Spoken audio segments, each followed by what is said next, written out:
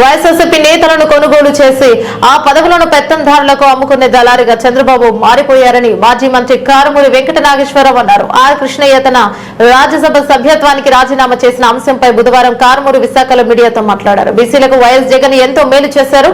రాజాధికారం దక్కాలని YS Jagan లక్ష్యంగా పెట్టుకున్నారు. అందుకే తెలంగాణ వ్యక్తి అయినప్పటికీ కృష్ణయ్యను పిలిచి మరీ రాజ్యసభ సీటు ఇచ్చారని తెలిపారు. బీసీ సంఘానికి లీడర్గా ఉమ్మడి రాష్ట్రంలోనూ విడిపోయిన తర్వాత కూడా బీసీలకి రాజ్యాధికారం కావాలి, బీసీలకి పెద్దపేట వేయాలి, అన్ని పార్టీలు బీసీలు గౌరవించాలి, వాళ్ళకి సరైన న్యాయం చేయాలని పోరాటాలు చేసిన వ్యక్తి ఆర్ కృష్ణయ్య. ఆయనకి తెలంగాణ రాష్ట్రంలో ఉన్నా కానీ జగన్మోహన్ రెడ్డి గారు రెండు రాష్ట్రాల్లోనూ ఎప్పటి నుంచో పోరాటం చేస్తున్న ఆర్ కృష్ణయ్యకి రాజ్యసభ ఇవ్వటం వల్ల పార్లమెంట్లో రాజ్యసభలో బీసీల గళాన్ని వినిపిస్తారు, బీసీలకి మంచి జరుగుద్ది, నేను బీసీలకు మేలు చేసే దాంట్లో ఆ రకంగా మరి ఆయన గళం వస్తుందని చెప్పి మంచి ఉద్దేశంతో జగన్మోహన్ రెడ్డి గారు ఆయన్ని పిలిచి రాజ్యసభ ఇస్తే మరి ఆర్ కృష్ణయ్య గారు మొన్నటికి మొన్న కూడా నేను జగన్మోహన్ రెడ్డి గారు బీసీల తరపున రాజ్యసభలో నా గళాన్ని వినిపిస్తాను కానీ ఎట్టి పరిస్థితుల్లో నేను ఎవరికి లొంగేది లేదని చెప్పిన వ్యక్తి ఇవాళ బీసీలందరికీ కూడా మోసం చేస్తుంతో పాటు బీసీ సంఘ నాయకులు కూడా మండిపడుతున్నారు రాష్ట్రంలో. ఇవాళ ఆయన చెప్పే సాక్స్ వస్తుంటే చాలా విడ్డూరంగా ఉంది. నేను తెలంగాణలో ప్రాతినిధ్యం వహిస్తున్నాను, నువ్వు ఢిల్లీకి నిన్ను రాజ్యసభకి చేశారయ్యా, రాజ్యసభ సభ్యుడిని భారతదేశంలో ఎక్కడ ఎవరి గురించి అయినా మాట్లాడే హక్కు ఇచ్చారు, నీకు కల్పించారు జగన్మోహన్ రెడ్డి గారు. కానీ చంద్రబాబు నాయుడు గారు కమ్ముడిపోయిన మనిషి ఆర్ కృష్ణయ్య.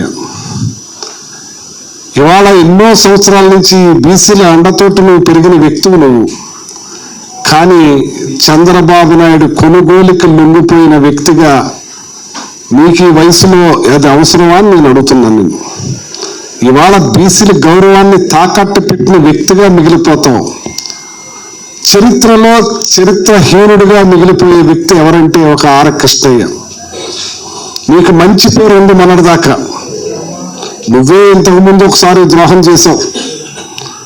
అప్పుడు కూడా నువ్వు తెలుగుదేశం పార్టీకి వెళ్ళి అక్కడ అధ్యక్షుడిగా ఉండి పోటీ చేసి మళ్ళీ యాత్ర నుంచి బయటకు వచ్చి నువ్వు ఇప్పుడు అంటున్నావు నేను బీసీల తరపున పోరాటం చేయడానికి ఏ పార్టీ వేదిక లేకుండా ఉండాలని కొన్నంటున్నావు.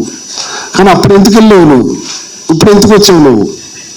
కానీ ఎట్టి పరిస్థితుల్లోనూ నిన్ను ప్రజలు మాత్రం క్షమించదని చెప్పి తెలియజేస్తున్నాను. అట్లానే చంద్రబాబు నాయుడు గారు కూడా క్షమించరు. నీ 14 ఏళ్ల ముఖ్యమంత్రిగా ఒక్క బీసీని కూడా రాజ్యసభకు పంపించకుండా అమ్ముకున్నావు.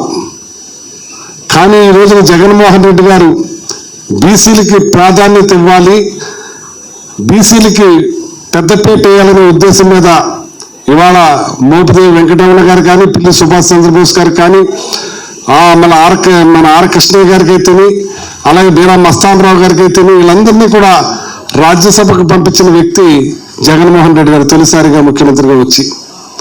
నువ్వు ఏనాడు కూడా బీసీల పట్ల ఓట్లేసే యంత్రాల్లాగా వాడుకున్నావు, కానీ ఈనాడు బీసీని రాజ్యసభకు పంపించిన వ్యక్తిగా ఉండిపోతావు. కానీ ఇవాళ బీసీలకి చంద్రబాబు నాయుడు కూడా తీరని ద్రోహం చేస్తున్నారు. ఇవాళ ఆర్ కృష్ణ అయినా, మరి మోపిదేవి వెంకటరమణ అయినా, బీరా మస్తానరావు అయినా, ఇవాళ వీళ్ళని నువ్వు కొనుగోలు చేసి పెత్తందారులకు అమ్ముకునే ప్రయత్నం చేస్తున్నందుకు బీసీలు మిమ్మల్ని క్షమించరని చెప్పి సందర్భంగా తెలియజేస్తున్నాను.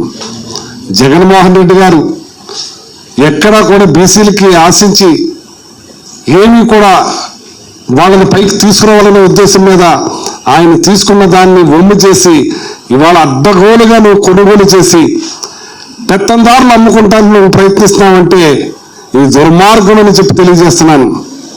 నువ్వు ఇవ్వకపోగా జగన్మోహన్ రెడ్డి గారు ఇవాళ ఇస్తే దీనికి అన్యాయం చేస్తున్నావు, తూట్లు పొడుస్తున్నావు అంటే ఒక పక్కన ఈ వైఎస్ఆర్సీపీ రాజ్యసభ సభ్యులు కొనుగోలు చేస్తూ ఓ పక్క రాష్ట్రాన్ని అస్తవ్యస్తం చేస్తూ రకరకాలుగా ఈ వచ్చిన 4 నెలల్లో ప్రజల గుండెల్ని పిండేస్తున్నావు. నువ్వు ఏ మాత్రం కూడా ప్రజల దృష్టిని ఆలోచించకుండా, ప్రజల గురించి ఆలోచన లేకుండా ఓన్లీ నీ లాభసాటి కోసం నువ్వు ఏదైతే ఎంపీలను అమ్ముకుంటానికి మధ్యలో బేరగాడిగా అక్కడ కొంటాం, ఇక్కడ లాభానికి అమ్ముకుంటాం, ఇదే పనిగా పెట్టుకున్నాం.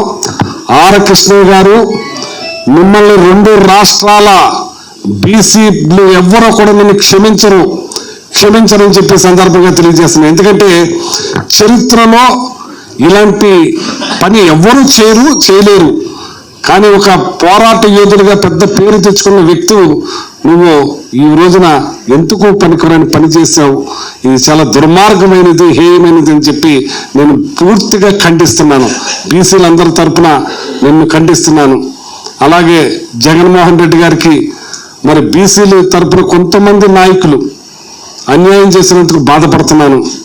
ఆయన మంచి ఉద్దేశంతో మొన్న పార్లమెంటుకు కూడా చాలా మందిని బీసీలను పంపించాలని, బీసీ మహిళలైతే బీసీలైతే ఎన్నో ఎంపీ సీట్లు ఇచ్చారు. కానీ ఇవాళ బీసీ నాయకత్వంలో ఉన్న కృష్ణయ్య కూడా ఇలా చేయటం చాలా బాధాకరం అని చెప్పి సందర్భంగా తెలియజేస్తున్నాను. చంద్రబాబు నాయుడు గారి నీతివంతమైన పాలన ఏనాడు ఉండదు. ఎన్ని పోట్లు పొడుస్తున్నాయి ఆయన నైజాం. ఆయన వచ్చిందే ఎన్ని పోట్లు పొడుచుకుంటానే వచ్చారు. ఎన్టీ రామారావుని ఎన్ని పోట్లు పొడిచారు, తర్వాత అందరినీ కూడా ఎన్ని పోట్లు పొడుచుకుంటా ఆయనకి అందలం ఎక్కి